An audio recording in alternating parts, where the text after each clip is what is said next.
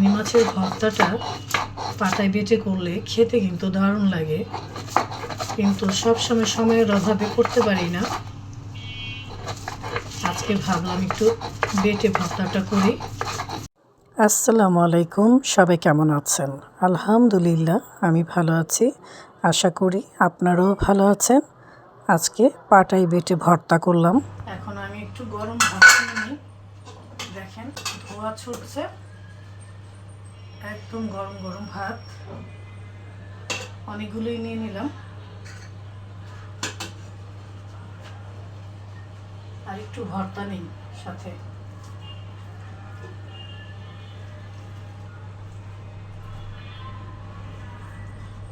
একদম গরম গরম ভাত আর চিংড়ি মাছের ভর্তা, মানে অসাধারণ। আমি এখানে বসে বসে খাই। বিসমিল্লাহ।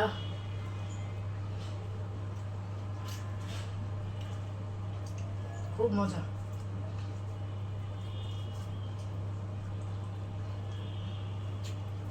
একটু ভর্তা নিন।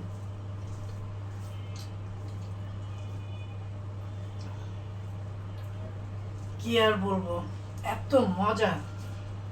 পাটাই মাখা ভাত।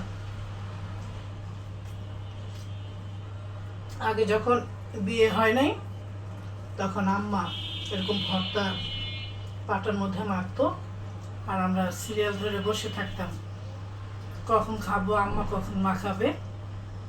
আর এখন নিজের বাসায় নিজেই খাই। হ্যাঁ, আমাকেই করতে হবে। আবার যদি ছেলের বউ আসে তখন ওকে নিয়ে খাবো। খুব মজা। আলহামদুলিল্লাহ, আল্লাহর কাছে লাখ লাখ শুক্রিয়া যে খেতে পারছি। আল্লাহ সুস্থ রেখেছে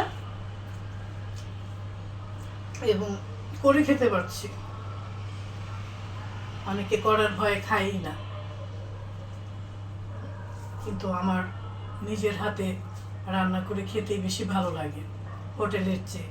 মাঝে মাঝে ঠিক আছে, কিন্তু রেগুলার আমার ভালোই লাগে না।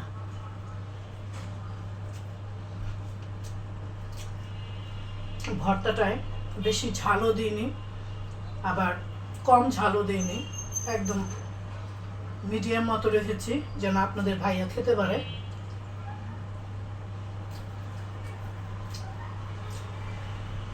সেই স্বাদ। পাটাই মাখা ভাত, সেই স্বাদ। একদম চেটে পুটে খাচ্ছি। সবাই ভালো থাকবেন, সুস্থ থাকবেন। এখন আসি, আল্লাহ হাফেজ।